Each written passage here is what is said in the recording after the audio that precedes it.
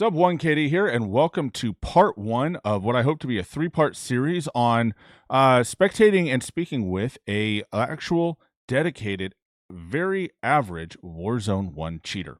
So we've all seen Caps Lock's video by this point, in which he interviews a very high-end, highly skilled ranked player who actively uses cheats, and was able to get a lot of insight into that. And his video is great. Link will be in the description down below.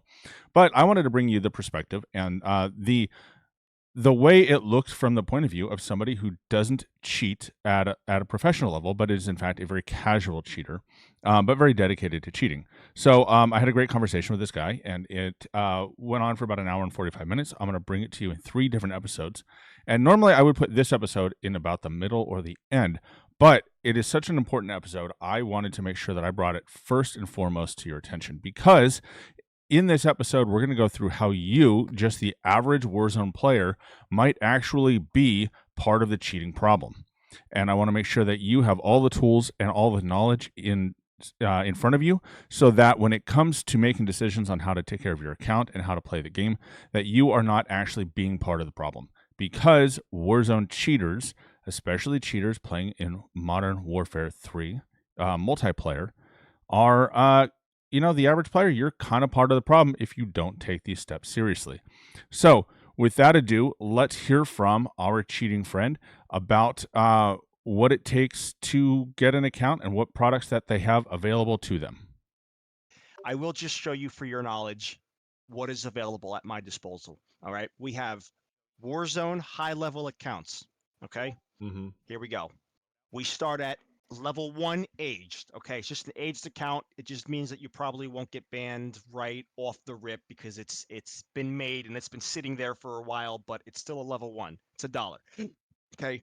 For 10 to 50, it's $3. 55 to 100, it's $5. 100 to 200, $8. 200 plus, $10. These are Warzone. Okay, let's stop here real quick and let's talk about what this gentleman is referring to. So he's talking about aged accounts. What this means is that the cheat providers, they actually will go in and they'll create a Warzone account, and then they go through and they actually play on that account until the account reaches a certain level. So one of the mediations that Ricochet does provide is that they monitor accounts and they create what's called a trust factor. And in that trust factor, the way that it works is that if an account is brand new, for example, it has no trust factor, it has no history. The Ricochet doesn't know what who made that account or what they're capable of. And then as that account is played on, the Ricochet kind of the game keeps tabs on what the account is doing, how it performs, right? So if it drops in and it plays like a level 1 account, goes 3-4 games without getting a kill, gets 1 or 2 kills a game, and plays like that for an extended period of time, then it creates this profile of a player of who is a new player. And then if all of a sudden that player goes from 1 to 2 kills a game, maybe, to 10, 20, 30 kills, all of a sudden that's an anomaly. It doesn't make sense. If you got a brand new account, all of a sudden dropping kills, very high likelihood that that's either a Smurf account or a cheater. All right. And so Ricochet pays a lot of attention to it. So what these cheat providers do is they actually go in and they create an account, and then they play on that account until it reaches a certain level. Okay, once that account is leveled to a certain point, then it is aged. It's viable. It is a viable account and can be used in different ways. So obviously, a higher level account will have the ability to play higher kills. They can get into ranked, things like that. So that's what he's referring to here, and that's one of the reasons that you often see cheaters with low-level accounts that are obviously cheating and obviously playing above their skill level, right? You see 20, 30, 40 level, 20 level, 30 level, 40, 50 account players that play, with ungodly awareness, right? A lot of times those are cheat providers leveling up accounts for sale. And the way that they sell them is they sell them on a monthly subscription, and they sell them for, again, as a token account, right? Like they give you the account, you play on it for a while, and eventually it's going to get caught and banned, or go into a shadow ban loop.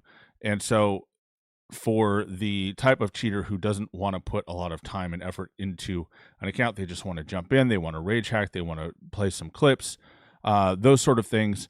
That's what these accounts are for. Very quick, they take no effort. You can just buy them, you can play on them immediately, and then when it gets banned, it gets banned. Then we go on to BNet account with Modern Warfare 3 purchased. This is not a temp account. This is a fully purchased stolen credit card account that purchased Modern Warfare 3. So basically, it's just a Battle.net account. They have somebody's credit card, they put it on, they purchase the game, and this is one of the accounts that doesn't get refunded. It just sticks and it's permanently there. So $28 for the standard edition, which they have no in stock right now, and then same thing with the Modern Warfare 3 Vault Edition, $38 for a permanent account, $38. All right, here we are right here. The permanent stolen account. All right, so what he's referring to is he is referring to an Activision and or BNet account that has been hacked, stolen, or otherwise acquired. Now, a credit card purchase, a stolen credit card can do this. Also, this is where hacked accounts come in. So if you lose control of your account, if somebody gains access to your email and password, and they hack your Activision account, and they are able to get access to it, and what they will do is they will change your email address and change your password, and then you are not able to access your account any longer. And what they do is they turn around and they sell access to that account for a monthly fee. And actually, you will have multiple people in an account at the same time, all taking turns playing on that seat. And then that account will last as long as it does until it gets banned. That's what he's referring to here, and that's where you become an active participant in the cheating problem. And so how do you fix that? One, couple of things. You need to make sure that you're not using a basic bitch password. If your password is password01, you need to change that and get on that. If your password is dog, fix it. Okay? The other thing you need to do is they talk about multi-factor authentication, MFA. This is such a critical piece of software that you need to have on there. If you are not running multi-factor authentication on your Activision account, stop right here, pull up Activision, activate your MFA, and stop being an idiot, okay? This is the most common way in which they are able to get their hands on these accounts. Now, you say, hey, I have my Activision account. I have a good password on it. I don't need to worry about it. Well, my guess is you use that password in more than one place. So this is how it works. You hear about big companies, they get hacked all the time, right? Big company gets hacked. All your information is on the dark web. You go to that website, you change your password. Big deal, right? The problem is most people reuse their passwords routinely, okay? So the odds are that whatever password you made for your Activision account is the same password that you've used for a different account somewhere else at some point in time. All it takes is somebody to hack that, and then what they do is they have a password and they have an email address, and they start plugging it into different sites. All right, they'll make a big list of these, and what they do is they sell that list on the dark web.